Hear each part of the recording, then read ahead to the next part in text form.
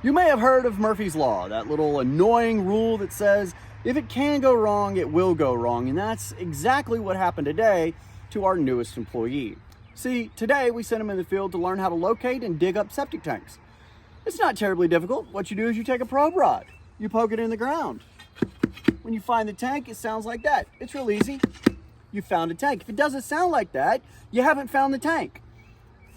So the way you do this is you go, gee, I think the septic tank is over there. And you take the probe rod and you go looking for it. It's a lot of just poking holes. And 99 times out of 100, nothing goes wrong. Hell, 999 times out of 1,000, nothing goes wrong. But for the new guy, he walked out, picked up the probe rod, stuck it in the ground, and the first thing that he hit was a water line. Put the probe rod straight through the freaking water line. Now, it's not just any water line. This was city water.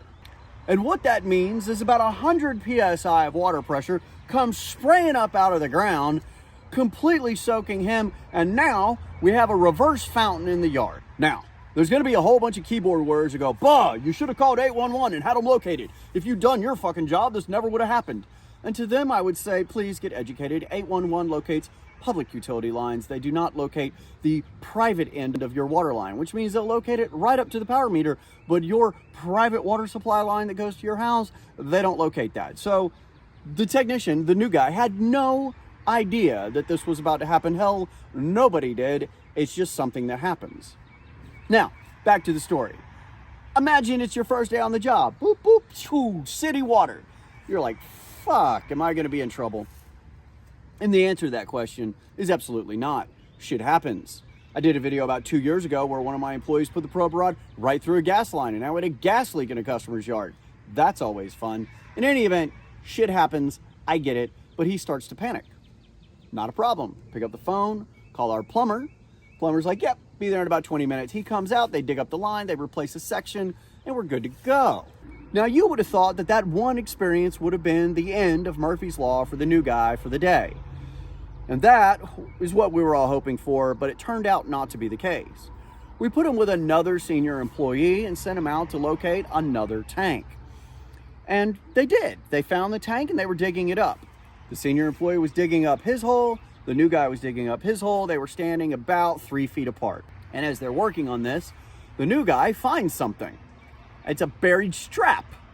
It's like, huh, okay.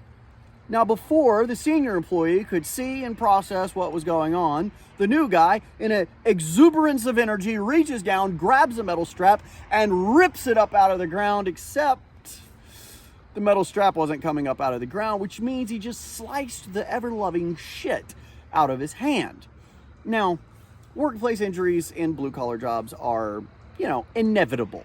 Many can be avoided, but they're just going to happen. And for the last 7 years, we've not had any injuries that required like stitches or a visit to a hospital. It's usually like a sore back.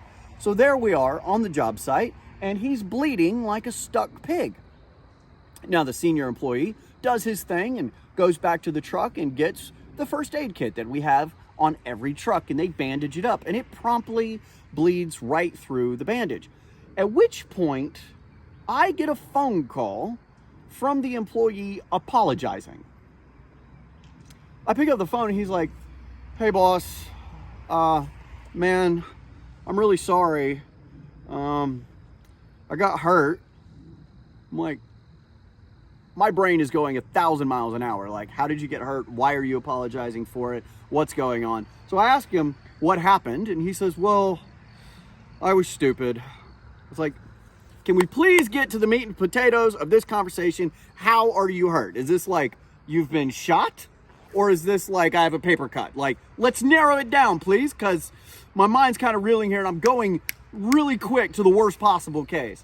And he's like, well, I tried to pull a strap out of the ground and it cut my hand. And I'm like, what were you doing pulling a strap out of the ground? Whatever.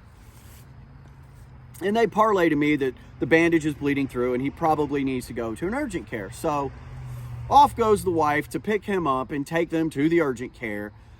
And he gets several stitches in his fingers and they super glue the palm of his hand back together where the metal sliced it. And you would have thought that this would be the end of it. He's all patched up, he's gonna finish out the day, and he goes to his third job of the day, where they're digging up a sewer line. Now, obviously, he's not going to be doing much digging with fresh stitches and a laceration in his hand. What he's gonna be doing is having a bag over his hand so it doesn't get dirty, and fetching tools and so on and so forth. By the way, I offered him the day off. He didn't want it. He wanted to work. So there he is, third job of the day, fetching tools, standing over the hole while the track hoe sort of, scoops out some sewer pipe. And the absolute geniuses that built this house and installed the sewer and the water line did something that, well, I've never seen it before, and I just think it's a dumbass idea. What they did is they put the water line going straight to the house about 3 feet underground. And then they put the sewer line right on top of it. Seriously, the two pipes are resting on top of each other so that if you go to work on the sewer line, you're automatically going to cut the water pipe. So there he is, again, city sewer, standing over a hole, and he gets his second waterfall of the day. I mean, third if you count the blood rushing from his hand, but we're not counting that one. In any event, can you imagine your first day is 2 busted water lines and a major laceration on your hand? Like, fuck. So, you would have thought maybe this employee has decided that this job isn't for him. Maybe there's something easier he can do at the King of Burgers, okay? Nope. He showed up every single day for work. Even with a busted hand, he's insistent on coming to work. That is the power of being a motivated person. In any event, does anybody have a worse first day than this? I mean, I would love to hear about it in the comments.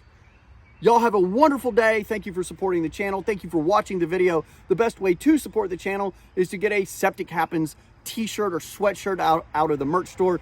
Y'all have a wonderful day. I'll talk to you later.